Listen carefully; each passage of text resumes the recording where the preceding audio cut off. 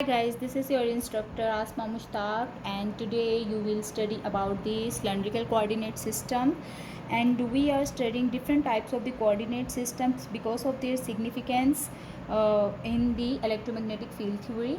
So let's just discuss the cylindrical coordinates. A cylindrical coordinate system is used for solving problems having cylindrical symmetry, such as calculating the capacitance per unit length of a coaxial transmission line. The location of a point in a space is uniquely defined by the three variables in the cylindrical coordinates, that are rho, phi and z. Just like in the Cartesian coordinate system, you needed three three parameters for representing a single point P, that were x, y and z. Similarly, in the cylindrical coordinates, you need three coordinates, that are rho, phi and z basically. Okay, so I will keep comparing the cylindrical coordinate system with the Cartesian coordinate system. So another thing that is required in the cylindrical coordinate system is the unit vector associated with the coordinates. So as in case of the x, y and z, you had ax unit vector associated to x axis, similarly ay unit vector associated to y axis, and az unit vector associated to z axis. And what was the purpose of these unit vectors? These unit vectors actually show the increasing or decreasing direction of these coordinates. All right, another thing that you must have noticed, that the range of these coordinates were all same. Okay, so x was extending from minus infinity to plus infinity. Similarly, y was extending from minus infinity to plus infinity, and z was also extending from minus infinity to plus infinity. Okay, now let's see how we actually can relate or determine the range of these coordinates. But let's just get started with it. Let's say we are having the Cartesian coordinate system that is drawn like shown below. Okay, now let's say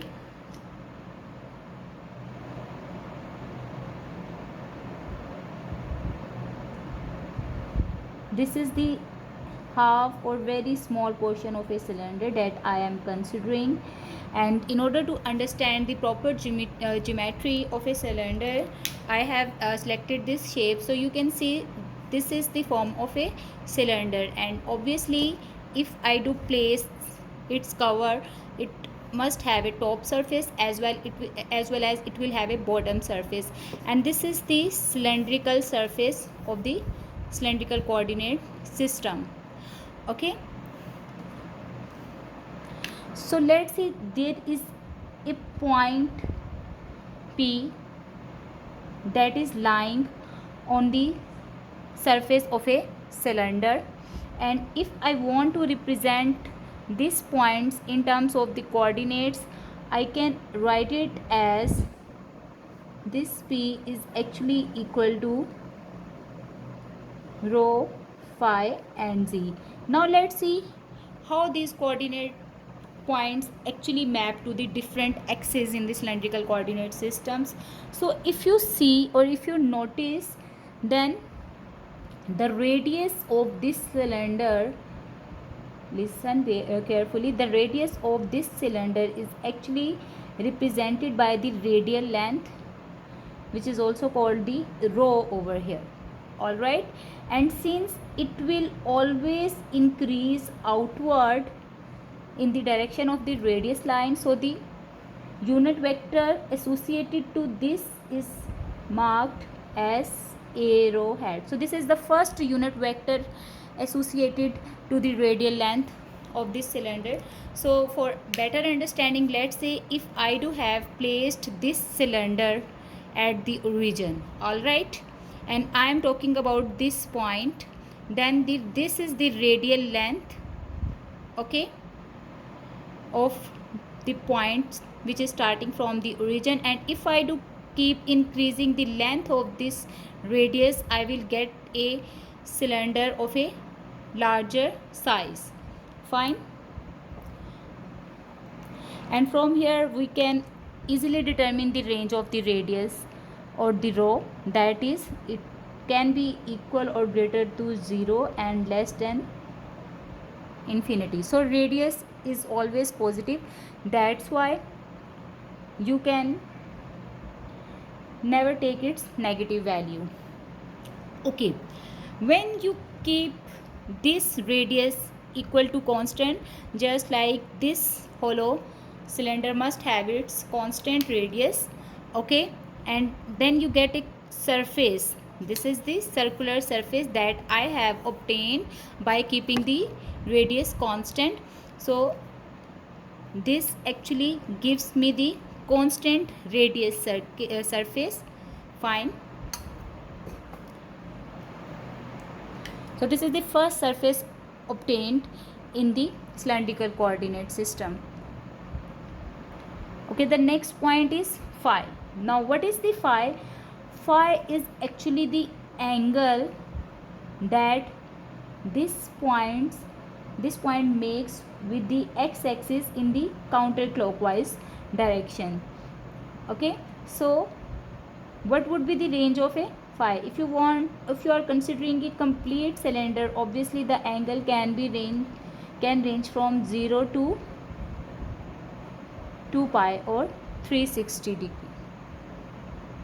All right, if you just keep this phi constant up to this point, then you get a plane of constant phi. So at this point or at this plane that I have highlighted,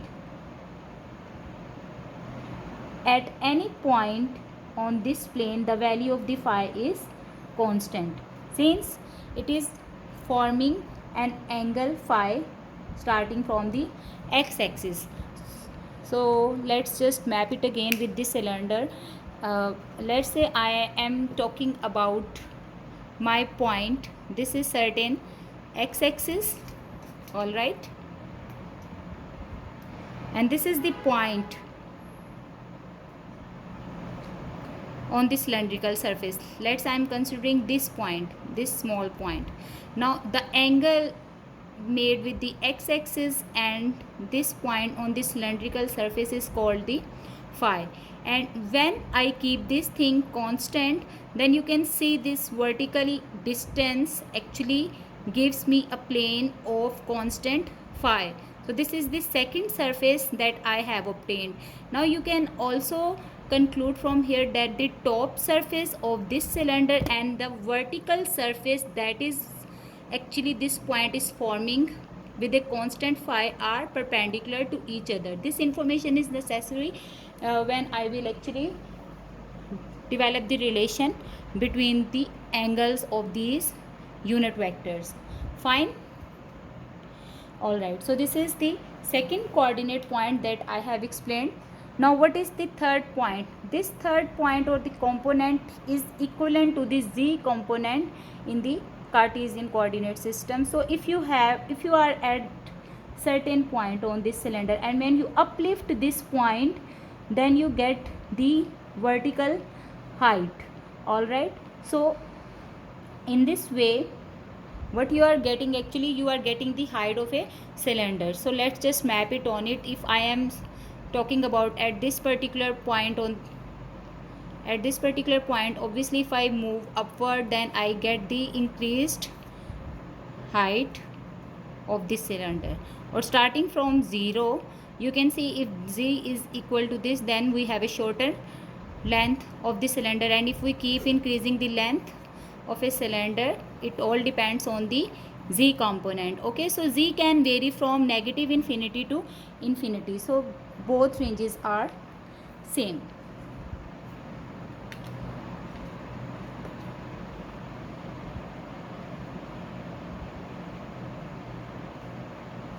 All right.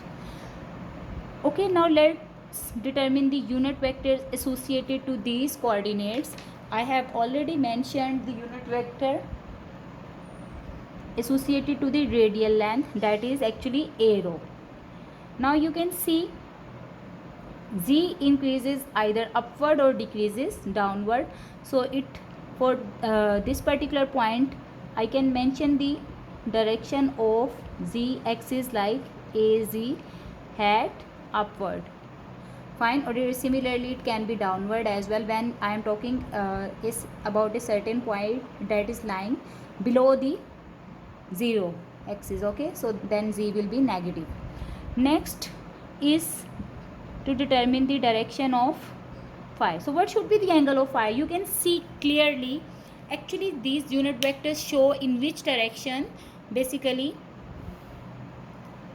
the axis or the coordinates will be increasing. So if you notice, if I am standing at this particular point and then I move to this point, so you can see this will always be normal to the surface. All right, it is always increasing normal to the surface. So which surface? At this point to this surface. So in this way, if you now show the unit vectors in the cylindrical coordinate systems, you can quickly show them like x, y and z. And then talking about small portion of this cylinder, I am just now showing the directions of the unit vector. So the first unit vector is a rho, that is showing radially outward. Then z axis is always upward, so az head is pointing upward and then normal to this surface. All right, normal to this surface, which is equal to a phi head. Now you can also determine or conclude from here that since radial line and the vertical line both are perpendicular to each other, so that's why what you can say that now the angle between a rho and az is equal to 90 degree. Similarly, radial line and normal line are also perpendicular to each other, so that's why angle between a rho and a phi is also equal to 90 degrees. So what about the vertical line and the constant phi is equal to constant plane line or the normal line? For understanding this concept, you can see that since z is pointing upward, let me just cover it with a sheet. Okay, fine. So let's say this is the top surface of this cylinder. Fine. Now you can see z points upward. Okay, because it actually gives the height to the cylinder. Now if this is az hat, or let's just say, and this is my normal vector, so you can see clearly the angle between this z axis and this phi, a phi unit vector is equal to 90 degree at every point of this cylinder. At every point of this cylinder, the angle between az and a phi is equal to 90 degrees. So I hope the directions and the angles of the unit vectors is clear now. Just like in the Cartesian coordinate systems, you actually have the plane, and then the intersections of those planes actually gives you the cubical portion. Similarly, in the cylindrical coordinate systems, you have the three surfaces that will be perpendicular to each other. Let me show that. The first one is the constant radius surface. All right, this is the outer surface of a cylinder that I am highlighting. The next surface is the constant z surface, where the height is fixed now of the cylinder, and this top surface is actually is the constant plane where z is equal to constant. All right, at this surface you can see the radius can vary starting from the origin to any point. This can be 1 unit long, this can be 2 unit long, this can be 3 unit long. All right, but if you keep moving the point from here to here to here to anywhere, then if this is your x-axis, then this phi is changing continuously. So at the plane z is equal to constant surface, you have the variable radius and the variable phi. All right, this is the second surface. One thing also that you can notice is these two surfaces are perpendicular to each other. So this is the top surface and this is the vertical surface, so they are perpendicular to each other. Now let me just turn around and see if this is my x-axis. All right, this is not so clear, and let me just insert into this, and this is the angle between the x-axis. This is my x-axis and this is the point at the cylindrical shape. Then this is the angle or the phi that I have talked about, and let me just bring it out. Now this surface is the constant phi surface. At this surface your radius can vary, okay, z can vary if you move upward or downward, but phi is fixed. And this surface can be noticed that is perpendicular to the outer cylinder. Okay, this surface is perpendicular. This surface is perpendicular to the outer cylinder as well as perpendicular to the constant z is equal to constant plane. All right. In rectangular coordinate system, the unit vectors are not the function of the coordinates. What does it mean? It means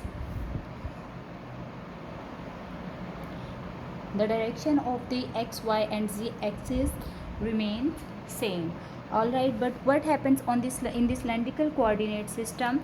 In such systems, a rho and a phi varies their direction or change their direction when actually you change phi or with phi. For understanding this concept, let's move back to this cylindrical surface. So if you are right now at this point arrow is pointing right here, but if you similarly at this moment the direction of arrow will be a phi will be being indicated by this blue marker, okay, where black marker is indicating the direction of arrow. But now if you change a phi, then the direction of arrow is actually changing. If this is pointing at this in this direction, now it is pointing in this direction, and in this way on this cylindrical surface it is actually changing its direction with respect to phi. And same is the case for a phi hat. So you can see they both are changing their direction with the change in phi. Fine. So why I have discussed this point, because when you will be performing the integration and differentiation with respect to phi, a rho and a phi must not be treated as a constant, they will be treated as a variable. All right, now let's see how the differential volume elements or the differential element is calculated or represented in this cylindrical coordinate system.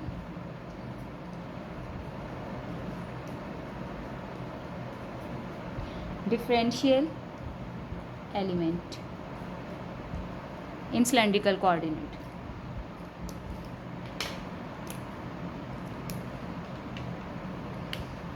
So let me just draw a bigger picture.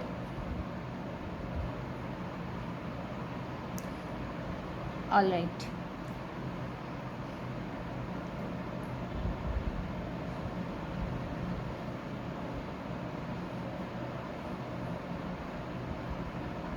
this is a small portion of a cylinder, or one quarter of a cylindrical portion is basically considered.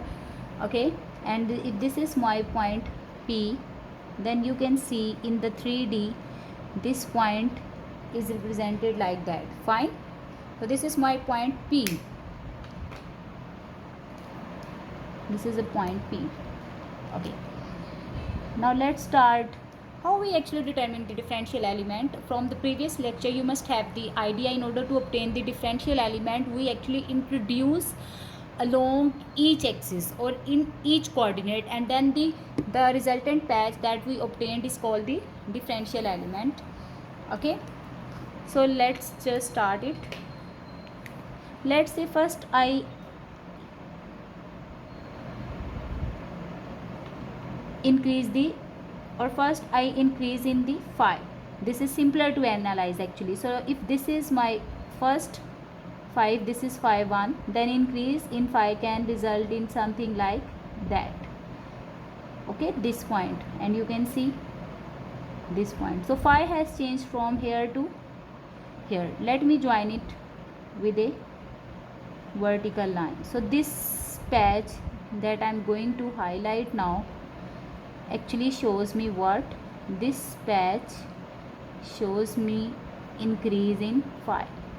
So we have actually moved on a cylindrical surface only from phi 1 to phi 2, a very little portion. Okay, so this is phi 1. Fine. Sorry, this is the change in phi. This is called or represented by d phi. Let me mark it as well. This is d phi. So I have introduced in the phi. Now let's just increase in the rho. If we will increase rho from here, we will also increase it from here, because we will see the distribution is symmetrical. Fine. So if I do extend this rho outward, I will get something like that. Okay,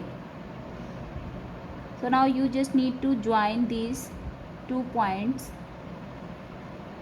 to see the effect of phi. So this is the increased length of phi. This is also fine. The next step is to uplift this particular portion. What is the next step? We just need to give rise or change in the z for observing the outcome. Fine. So I guess this patch is not properly drawn. Let me show you the exact from the book. So here you can see a little bit clearly this portion highlighted with the black color is actually the differential element on a cylindrical surface. This is the small portion of a cylindrical surface that actually I have considered, and if you see, this length shows the change in rho. This is represented by d rho, and then this vertical line change shows in the direction of z, represented by dz. Okay, let me mark it as well. This is representing this is being represented by dz as shown here as well. And now what about this curved, this cylindrical curve, just like this, and if you join it with this, okay, from here to here, from here to here. Fine. If you just join it, then you can get the shape something like that. So this portion is actually the arc, and its length is given by, generally we know that the length of the arc is equal to r d theta. Here radius of this circle is actually represented by rho, and the angle or circular angle is represented by phi. So we will have its length equal to rho d phi. Fine. So I hope this is clear. Let me just redraw it. If we are having something like that, a bigger picture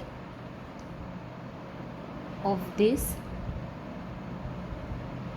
Okay, and I will just mention the 3 surfaces. This is the top surface marked or named as S2. This is my first surface, it is marked as S1, and let me mark this surface by S3. Fine, let me denote the length of each element as well.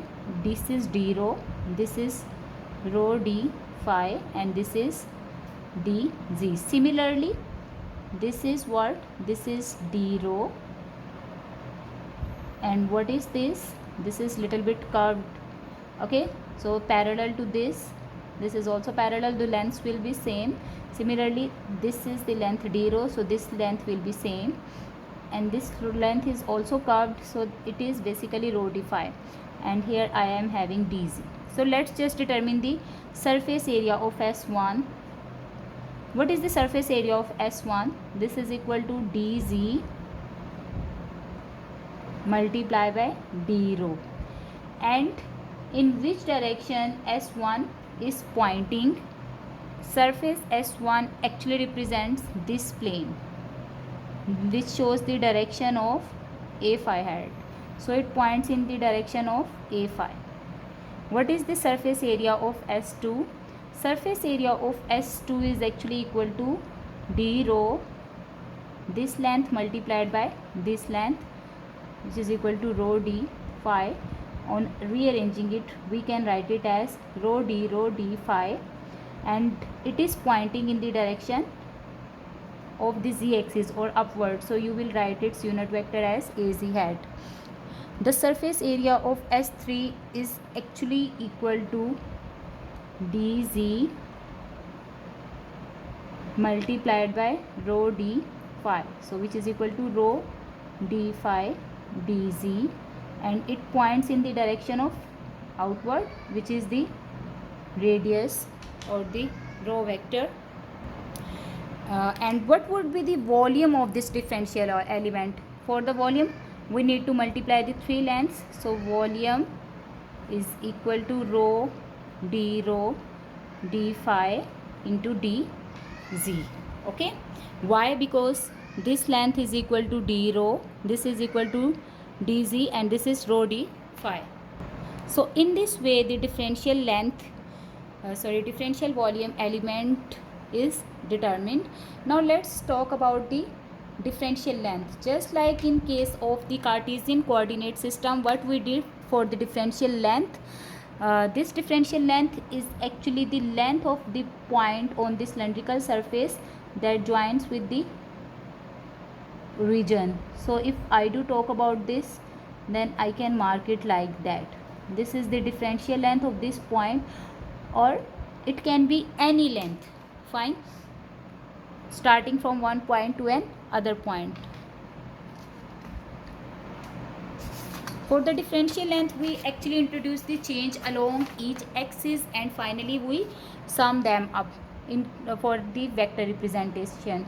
So for the differential length in the cylindrical coordinate system, the change in rho is represented by d rho in the direction of a rho hat, plus for the change in the direction of phi, when we change phi, this we get the length of the arc, and this is equal to rho d phi in the direction of a phi hat, plus, and finally when we move upward or downward, we get the length of the cylinder, and this will be equal to dz in the direction of az hat. So in this way, differential length is represented in the cylindrical coordinate system.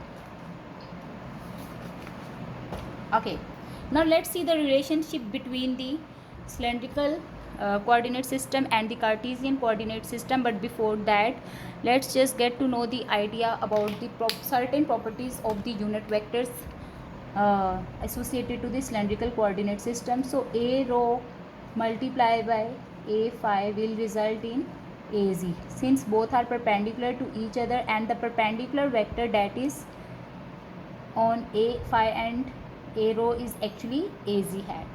Similarly, a phi cross az hat is equal to a rho hat, az hat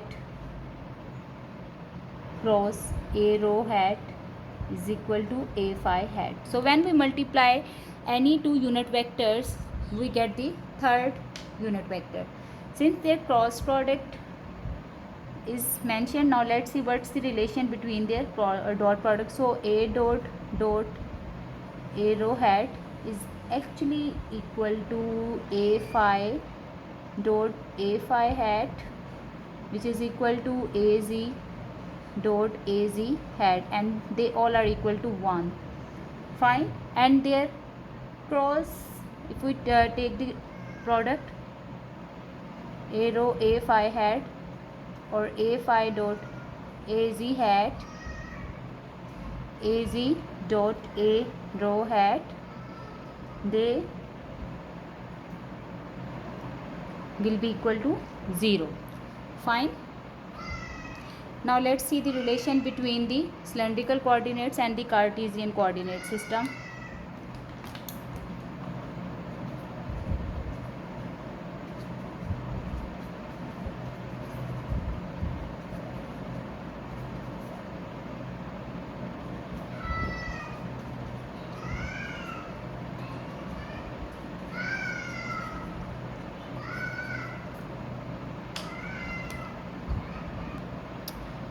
So if we draw the Cartesian coordinate and the cylindrical coordinates unit vectors together, let's have a look.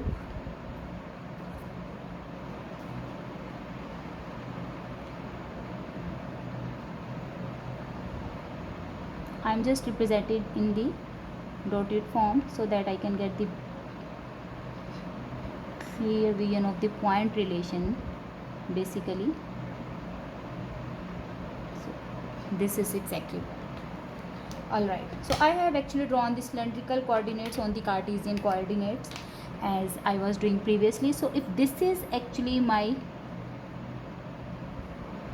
a row hat, the above vector is az hat, and finally I do have a phi hat.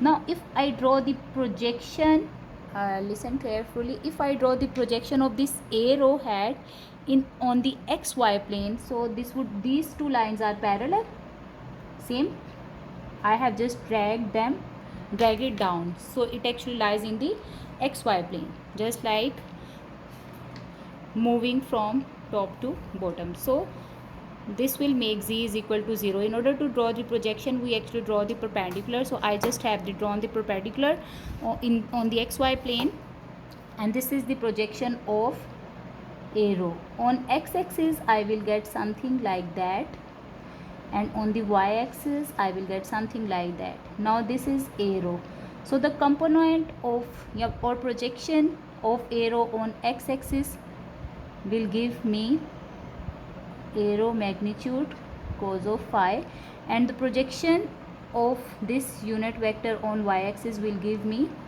a row sine of phi. I guess this is very clear, that we have already studied in this secondary school as well. So x is equal to a row cos of phi. Fine.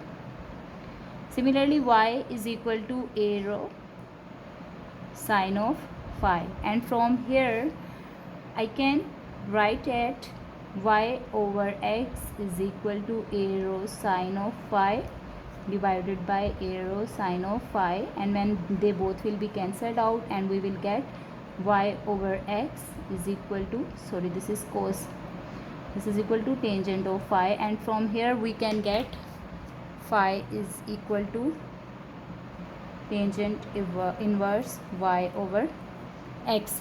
So from here we can also conclude that cylindrical coordinates are actually the 3D variant of the polar coordinates.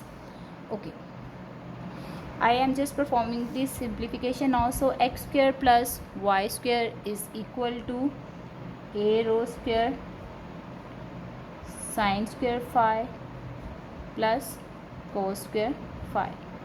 So since from the trigonometric identity sine square phi plus cos square phi is equal to 1, so I will get x square plus y square is equal to a row square, or a row is equal to under root x square plus y square. Okay, sorry, one thing, that you must remember that this is the row vector.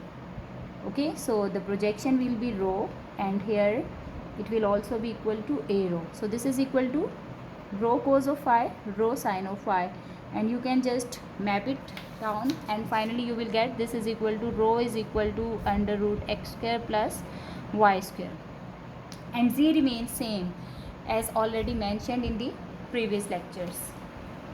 Thank you for watching. If you have any query, you can drop your questions in the comment, then I will reply you guys.